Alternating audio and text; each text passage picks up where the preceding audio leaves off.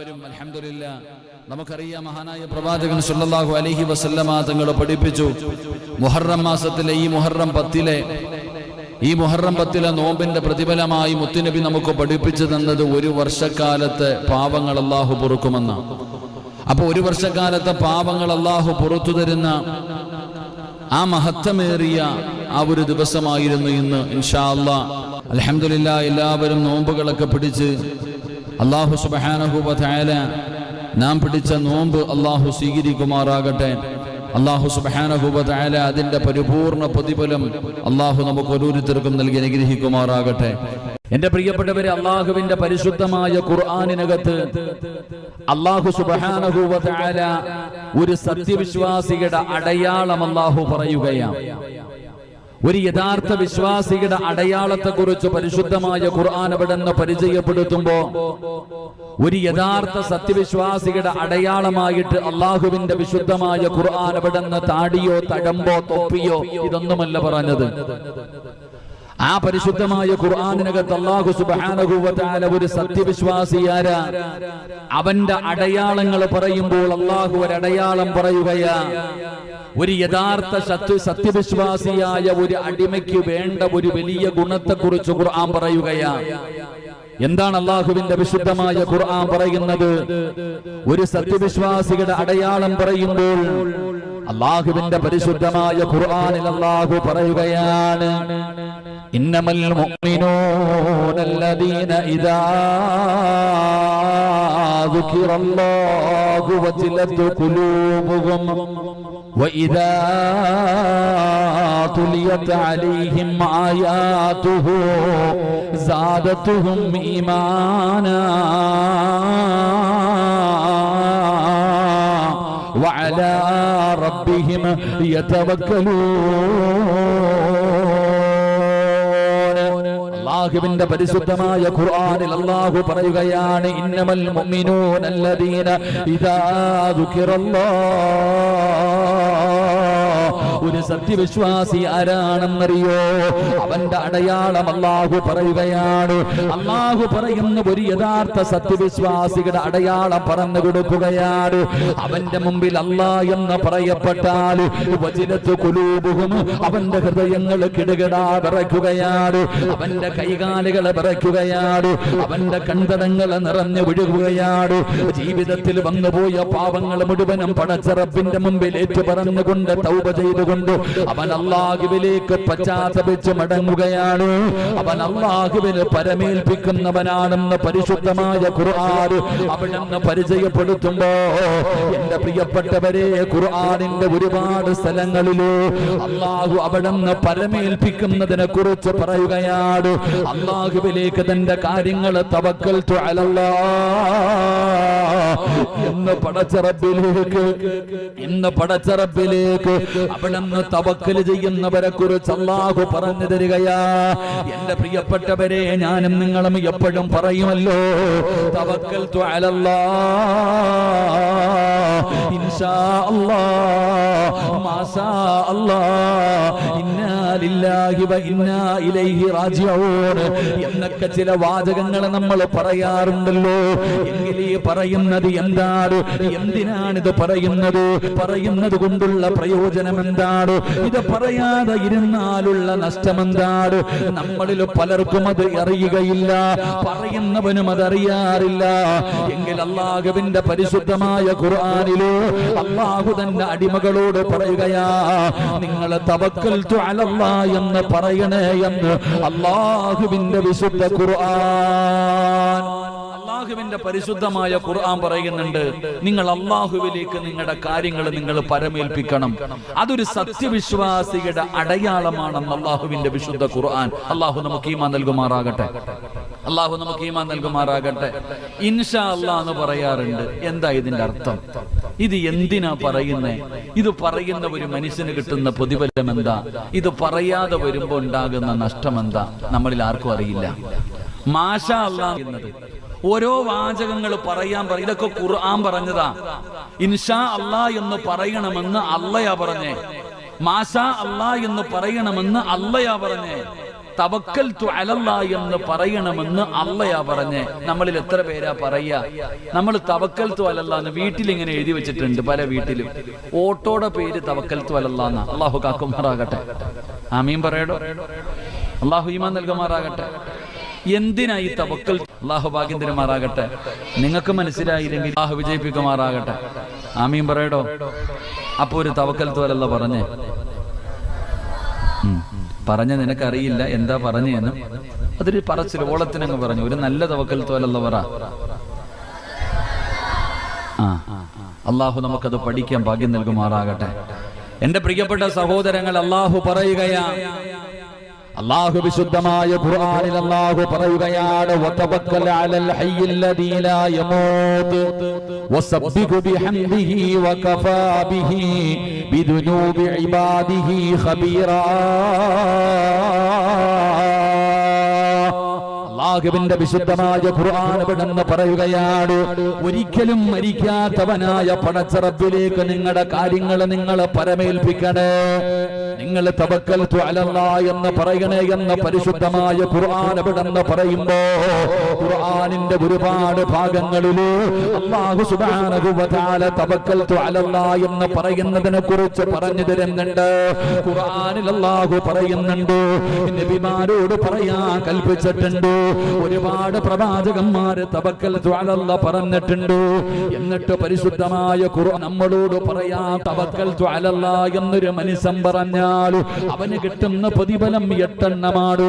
അല്ലാഹുവിന്റെ ഖുർആൻ പറയുകയാ, ഒരാള് തവക്കൽതു അലല്ലാഹ് എന്ന് പറഞ്ഞാൽ അല്ലാഹു അവന് 8 പ്രതിഫലം കൊടുക്കുമെന്ന് ആദരവായ പ്രവാചകൻ നബി മുഹമ്മദ് മുസ്തഫ.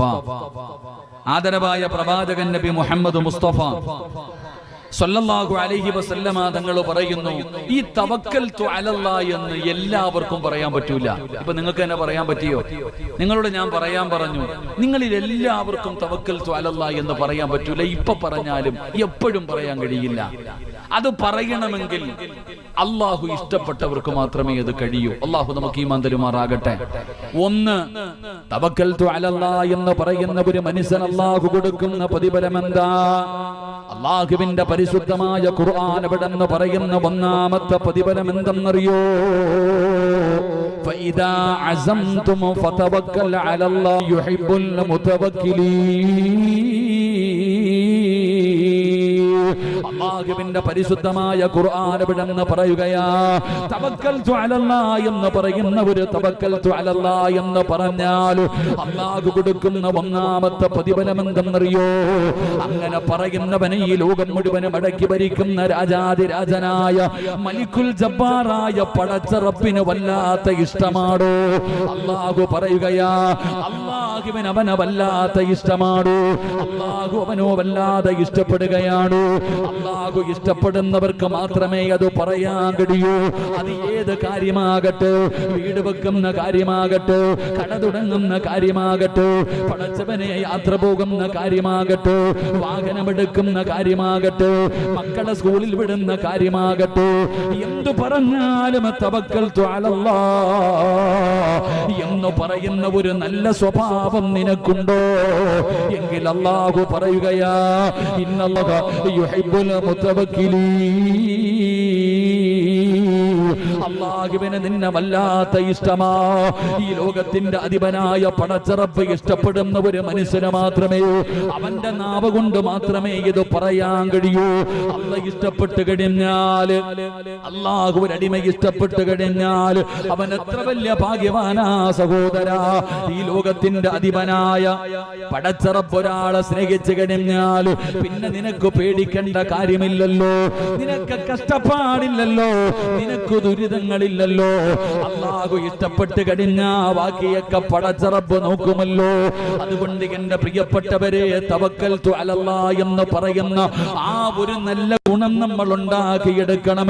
അവനൊരു പ്രയാസമില്ല, അവനൊരു ബുദ്ധിമുട്ടില്ല, അവനൊരു ഭയവുമില്ല. അല്ലാഹ് അവന്റെ കൂടെയുണ്ടല്ലോ, അല്ലാഹു അവന്റെ കൂടെയുണ്ടല്ലോ. മഹാനായ മഹാനായ ഖലീലുല്ലാഹി ഇബ്രാഹിം നബി അലൈഹിസ്സലാം പടച്ചവനെ ഇബ്രാഹിം നബിയെ അനുസ്മരിക്കുന്ന മാസമാണല്ലോ. ഇബ്രാഹിം നബിയുടെ ചരിത്രം അറിയുമല്ലോ. നമ്രൂദും തന്റെ അനുയായികളും പടച്ചവനെ വലിയ തീക്കുണ്ടാരമുണ്ടാക്കുകയാണ്.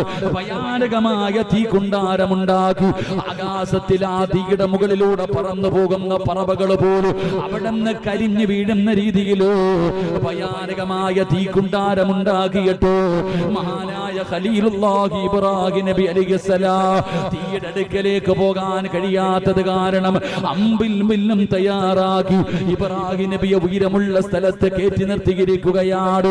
അവിടെ നിന്ന് അമ്പെയ്തിട്ട് വിടാൻ തയ്യാറാകുമ്പോ അതാ വരുന്ന മുഖറബുൽ അംലാക്കും മലക്കു ജിബ്രീൽ അലൈഹിസ്സലാം കടന്നു വരികയാണ്. എന്നിട്ട് പറയുന്നു, ഇബ്രാഹിം നബിയേ അനുവാദം തരുമോ ഈ കാണുന്ന തീക്കുണ്ടാരം ഞാൻ അണച്ചു കളയാ, അങ്ങേ ഞാൻ രക്ഷപ്പെടുത്താ. ആ സമയത്ത് ഇബ്രാഹിം നബി അലൈഹിസ്സലാം പറഞ്ഞ മറുപടി എന്തെന്നറിയോ? ജിബ്രീലേ, എനിക്ക് നിന്റെ സഹായം വേണ്ട, എനിക്ക് നിന്റെ സഹായം വേണ്ട. എന്റെ റബ്ബുണ്ടല്ലോ, പടച്ച റബ്ബുണ്ടല്ലോ, ആ അല്ലാഹുവിനറിയാ എന്നെ സംരക്ഷിക്കാറ്. എന്റെ പ്രിയപ്പെട്ടവരെ, ചരിത്രം പഠിച്ചവരാട് 40 മാസങ്ങളോളം ഈ കുണ്ടാരത്തിൽ ഉല്ലാസയാത്രയ്ക്ക് പോയ ഇബ്രാഹിം നബിയുടെ ചരിത്രം പഠിച്ചവര് അല്ലാഹുവിന്റെ പരിശുദ്ധമായ ഖുർആൻ പറയുകയാ, ഏതെങ്കിലും ഒരു മനുഷ്യന് എന്ത് കാര്യം വന്നാലും തവക്കൽതു അലല്ലാഹ് എന്ന് പറയുന്നുണ്ടോ, അവന് അല്ലാഹുവിന് വല്ലാത്ത ഇഷ്ടമാണെന്ന് അല്ലാഹുവിന്റെ പരിശുദ്ധ ഖുർആൻ, അല്ലാഹുവിന്റെ വിശുദ്ധമായ ഖുർആൻ അവിടുന്ന് പഠിപ്പിക്കുകയാ. എന്റെ പ്രിയപ്പെട്ടവരെ, വിശദീകരിക്കുന്നില്ല. രണ്ടാമത്തെ കാര്യം എന്തെന്നറിയോ? അല്ലാഹു പറയുകയാ, വമൻ യതവക്കൽ അലല്ലാഹി ഫഹുവ ഹസ്ബു ഇന്നല്ലാഹ ബാലിഗു അംരി ഖദ് ജഅലല്ലാഹു ലികുല്ലി ശൈഇൻ ഖദറാ. പരിശുദ്ധമായ ഖുർആൻ അവിടുന്ന് പറയുകയാ, രണ്ടാമത്തെ കാര്യം എന്തെന്നറിയോ? തവക്കൽതു അലല്ലാഹ് എന്ന് പറയുന്നവന് അല്ലാഹു മതിയാകുമെന്ന് അല്ലാഹുവിന്റെ വിശുദ്ധ ഖുർആൻ. അവൻ അല്ല മതിയടോ, എന്ത് കാര്യം വന്നാലും അവൻ അല്ല മതി. അവനെ പടച്ച റബ്ബ് ഒരിക്കലും കൈവിടൂല. അല്ലാഹുവുണ്ടെന്നുള്ള വിശ്വാസമുണ്ടല്ലോ. അൽഹംദുലില്ലാഹ്, പടച്ചവനെ ഈ നാട്ടിൽ വന്ന് ഒരു സ്ഥാപനം അവിടെ നിന്ന് തുടങ്ങുമ്പോ ഇവരും പറഞ്ഞത് തവക്കൽതു അലല്ലാഹ്, കല്ലിടാമെന്ന തങ്ങളും പറഞ്ഞത് തവക്കൽതു അലല്ലാഹ്. അല്ലാഹുവുണ്ടല്ലോ, പടച്ചവനെ അവിടെ നിന്ന് തവക്കൽതു അലല്ലാഹ് എന്ന് പറഞ്ഞു തുടങ്ങുമ്പോ പടച്ചവനെ ഇപ്പോഴും അല്ലാഹുവേ ഇന്നലെ കല്ലിട്ടിരിക്കുകയാ. പുതിയ ബിൽഡിങ്ങിന് വേണ്ടി എവിടെ നിന്നാണ് പൈസ എന്നറിയില്ല, മുന്നോട്ട് എങ്ങനെ കൊണ്ടുപോകുമെന്നറിയില്ല. എങ്ങനെയാണ് ഈ സ്ഥാപനം നടക്കുന്നത്? ഞാൻ ചോദിച്ചു, വരുമാനം വല്ലതും ഉണ്ടോ? ഈ സ്ഥാപനത്തിന് വല്ല വരുമാനമുണ്ടോ? ഒന്നുമില്ല. എന്റെ പ്രിയപ്പെട്ട സഹോദരങ്ങളെ, അത് സമയത്ത് മാസാമാസം അള്ളാഹു എത്തിച്ചു കൊടുക്കും. തവക്കൽതു അലല്ലാഹ്. അള്ളാഹു നമുക്ക് ഈമാൻ നൽകുമാറാകട്ടെ. അള്ളാഹു ഈമാൻ നൽകുമാറാകട്ടെ. വേറെ വരുമാനമൊന്നും ഇല്ലല്ലോ ഉസ്താദ്. ഈ സ്വലാത്ത് അല്ലാഹു അലം, അതാണ് പടച്ചവൻ. എടോ, അല്ലാ മതി. ഇബ്രാഹിം നബി അലൈഹിസ്സലാമിനെ തീക്കുണ്ടാരത്തിലേക്ക് എയ്ത് വിടുന്നതിന് വേണ്ടി അമ്പും വില്ലും തയ്യാറാക്കി നിർത്തിയിരിക്ക. ജിബ്രീൽ എന്ന് പറയുന്ന മലക്ക് വന്നിട്ട് ചോദിക്കുന്നു, ഞാൻ രക്ഷപ്പെടുത്തട്ടെ, നീ നിന്റെ പണി നോക്ക്, നീ നിന്റെ കാര്യം നോക്ക്. എന്നെ പടച്ച റബ്ബ് എന്റെ കൂടെ ഉണ്ടല്ലോ, അല്ല എന്റെ കൂടെ ഉണ്ടല്ലോ, ഞാൻ എന്തിനെ പിടിക്കണേ? എന്റെ റബ്ബന്റെ കൂടെ ഉണ്ടല്ലോ. ആ അല്ലാഹുവിനറിയ, എന്നെ പടച്ച റബ്ബിനറിയ എന്നെ സംരക്ഷിക്കാൻ. എന്റെ പ്രിയപ്പെട്ടവനെ, നമ്രൂദിന്റെ തീക്കുണ്ടാരത്തിനകത്തേക്ക് കടന്നുപോയി. ഇബ്രാഹിം, ഒരു രോമം പോലും കരിയാതെ ഇബ്രാഹിം നബി എഴുന്നേറ്റ് വന്ന ചരിത്രം പഠിച്ചവരാ നമ്മൾ. അള്ളാഹു നമുക്ക് ഈമാൻ നൽകി അനുഗ്രഹിക്കുമാറാകട്ടെ. ഇന്ന് ഈ സമുദായത്തിന് നഷ്ടപ്പെട്ടു പോയതും ഇത് തന്നെയാ. ഈ ഉമ്മത്തിന് നഷ്ടപ്പെട്ടു പോയതും അല്ല മതിയാകുന്നില്ല നമുക്ക്. അല്ല ആരാണെന്ന് ആർക്കും അറിയില്ല. താടിയുള്ളവനും തഴമ്പുള്ളവനും അല്ല ആരാണെന്ന് അറിയുന്നില്ല. ഒരു മാതാവിന്റെയും പിതാവിന്റെയും കടമ മക്കൾക്ക് ആദ്യം പഠിപ്പിച്ചു കൊടുക്കേണ്ടത് അല്ല ആരാണെന്നാ. അല്ല ആരാണെന്ന് മക്കൾക്ക് പഠിപ്പിച്ചു കൊടുക്കണം. നബി സല്ലല്ലാഹു അലൈഹി വസല്ലമ തങ്ങൾ ആരാണെന്ന് പഠിപ്പിച്ചു കൊടുക്കണം. ഇന്നത്തെ തലമുറയ്ക്ക് അല്ല ആരാണെന്ന് അറിയില്ല. ആ അല്ല ആരാണെന്ന് അറിയുമായിരുന്നെങ്കിൽ SLC പരീക്ഷയ്ക്ക് തോറ്റതിന്റെ പേരിൽ തൂങ്ങി മരിക്കാൻ നമ്മുടെ മക്കൾ തയ്യാറാകില്ലായിരുന്നു. ജീവിതത്തിൽ പ്രയാസങ്ങൾ വരുമ്പോ, പ്രതിസന്ധികൾ വരുമ്പോ, എന്തെങ്കിലുമൊക്കെ നമ്മുടെ ജീവിതത്തിൽ ദുഃഖവും ദുരിതവും നമ്മൾ കടന്നു വരുമ്പോ നമ്മൾ ആത്മഹത്യ ചെയ്യാൻ തയ്യാറാകില്ല. അല്ലാഹ് ആരാണെന്ന് നമുക്ക് മനസ്സിലായിട്ടില്ല. നമ്മൾ അള്ളാഹുവിനെ കുറിച്ച് പഠിക്കണം. അല്ലാഹ് ആരാണെന്ന് പഠിക്കണം. നമ്മൾ ജീവിക്കുന്ന ഈ കാലഘട്ടം, ഈ രാജ്യം, നമ്മൾ അല്ലാഹയെ കുറിച്ച് ഏറ്റവും കൂടുതൽ മനസ്സിലാക്കേണ്ടത് ഒരുപാട് പ്രതിസന്ധികളുടെ നടുവിലാണ് ഞാൻ നിങ്ങളും ജീവിക്കുന്നത്. ഒരുപാട് പ്രതിസന്ധികളുടെ നടുവിലൂടെ ഈ രാജ്യത്തിന്റെ പോക്ക് എങ്ങോട്ടാണെന്ന് പോലും അറിയാൻ പറ്റാത്ത അവസ്ഥയിൽ നമ്മൾ വല്ലാതെ ഭയന്നുകൊണ്ടിരിക്കുകയാ. നിയമങ്ങൾ ഓരോന്നും എന്റെ പ്രിയപ്പെട്ടവരെ നമ്മുടെ മുകളിലേക്ക് കടന്നു വരുമ്പോ നമ്മൾ വല്ലാതെ ഭയത്തിലാ. ഉസ്താദേ, ഏക സിവിൽ കോഡ് വരുന്നു, പൗരത്വ ബില്ല് വരുന്നു, തലാഖ് വന്നു, ഇങ്ങനെ ഒരുപാട് വിഷയങ്ങൾ നമ്മളെ വല്ലാതെ അസ്ഥിരപ്പെടുത്തിക്കൊണ്ടിരിക്കുമ്പോ എന്റെ പ്രിയപ്പെട്ട സഹോദരങ്ങളെ, ഈ പ്രതിസന്ധിയുടെ കാലഘട്ടത്തിൽ നമ്മൾ ജീവിക്കുമ്പോ നമുക്ക് അല്ലാഹ് ആരാണെന്ന് മനസ്സിലാക്കാൻ കഴിയണം. അല്ലാഹ് ആരാണെന്ന് മനസ്സിലാകുന്ന കാലത്തെ നിനക്ക് അല്ലാഹുവിന്റെ സഹായം നിന്നെ തേടി വരൂ. അല്ലാഹു നമുക്ക് ഈമാൻ നൽകി അനുഗ്രഹിക്കുമാറാകട്ടെ. എന്റെ പ്രിയപ്പെട്ടവരെ, പിന്നെ നമ്മൾ എന്താ വിചാരിച്ചിരിക്കുന്നത്? എല്ലാവരും അല്ലാഹുവിന്റെ പരിശുദ്ധമായ ഖുർആൻ, പലരും ചോദിക്കുന്നു, ഉസ്താദേ വല്ലാത്ത പ്രയാസം, എങ്ങോട്ടാ പോകുന്നത്? വല്ലാത്ത പ്രതിസന്ധി, നമ്മളൊക്കെ എന്ത് ചെയ്യും എന്ന് വല്ലാതെ ആവലാതിപ്പെടുന്ന, പ്രയാസപ്പെടുന്നവരോട് അല്ലാഹുവിന്റെ പരിശുദ്ധമായ ഖുർആൻ തന്നെ നമ്മളോട് ചോദിക്കുന്നുണ്ട്, സ്വർഗത്തിലേക്ക് വെറുതെ കയറി പോകാൻ പറ്റുമെന്ന് നിങ്ങളൊക്കെ കരുതിയോ? നീ എന്താ വിചാരിച്ചിരിക്കുന്നത്? പൊന്മുടിയിൽ കയറണമെങ്കിലും പാസ് എടുക്കണ്ടേ? പൊന്മുടി കയറണമെങ്കിലും പാസ് എടുക്കണ്ടേ? പാസ് വേണം. അവിടെ പോകണമെങ്കിൽ തന്നെ ഇത്രയും കാശ് കൊടുത്ത് പാസ് എടുത്തിട്ട് കയറി പോകണം. അപ്പൊ സ്വർഗത്തിൽ പോകണമെങ്കിൽ എന്താ ഓസിന് കയറി പോകാൻ പറ്റുന്ന ഊട്ടിയ സ്വർഗം? അല്ലാഹ് പറയുകയാ, അല്ലട ചങ്ങാതി, സ്വർഗത്തിൽ പോകണമെങ്കിൽ കഷ്ടപ്പാടുണ്ട്. ഖുർആൻ പറയാ, നീ എന്താ വിചാരിച്ച ഓടിക്കേറി പോകാൻ പറ്റുന്ന സ്ഥലവാ സ്വർഗമൊന്നും? ഇല്ല. ഒരുപാട് ബുദ്ധിമുട്ടും ഒരുപാട് പ്രയാസവും ഒരുപാട് ദുരിതങ്ങളും നീ അനുഭവിക്കണം. എന്റെ പ്രിയപ്പെട്ടവരെ, ഇനി ഈ രാജ്യത്ത് നമുക്ക് നിലനിൽക്കണമെങ്കിൽ നമുക്ക് അള്ളാഹുവിന്റെ ദീൻ എന്താ, അല്ലാഹ് ആരാണെന്ന് പഠിക്കണം. ദീൻ ഉണ്ടാകണം, ഈമാൻ ഉറയ്ക്കണം. അല്ലാതെ നമുക്കൊരിക്കലും രക്ഷയുണ്ടാകില്ല. അള്ളാഹു നമുക്ക് ഈമാൻ നൽകി അനുഗ്രഹിക്കുമാറാകട്ടെ. അള്ളാഹു തന്നെ ഖുർആനിൽ പറഞ്ഞിട്ടില്ലേ, വലനബുലുവന്നകും ബിശൈഇൻ മിനൽ ഖൗഫി വൽ ജൂഅ് വനഖസിം മിനൽ അംവാലി വൽ അൻഫുസി വസ്സമറാത്ത് വബശ്ശിരിസ് സ്വാബിരീൻ അല്ലദീന ഇദാ അസ്വാബത്തുഹും മുസീബ ഖാലൂ ഇന്നാ ലില്ലാഹി വ ഇന്നാ ഇലൈഹി റാജിഊൻ. വ്യക്തമായ രീതിയിൽ അല്ലാഹ് പറഞ്ഞു തന്നിട്ടില്ലേ? അല്ലാഹ് വ്യക്തമായ രീതിയിൽ ഖുർആനിലൂടെ പറഞ്ഞു തന്നിട്ടില്ലേ? നിന്നെയൊക്കെ ഞാൻ പരീക്ഷിക്കും, നിന്റെയൊക്കെ ഈമാൻ ഞാൻ അളക്കും. വെറും ലാ ഇലാഹ ഇല്ലല്ലാഹയാണോ അതോ ഹൃദയത്തിൽ ലാ ഇലാഹ ഇല്ലല്ലാഹ് ഉണ്ടോ എന്ന് ഞാൻ ടെസ്റ്റ് ചെയ്യും നിങ്ങളെ.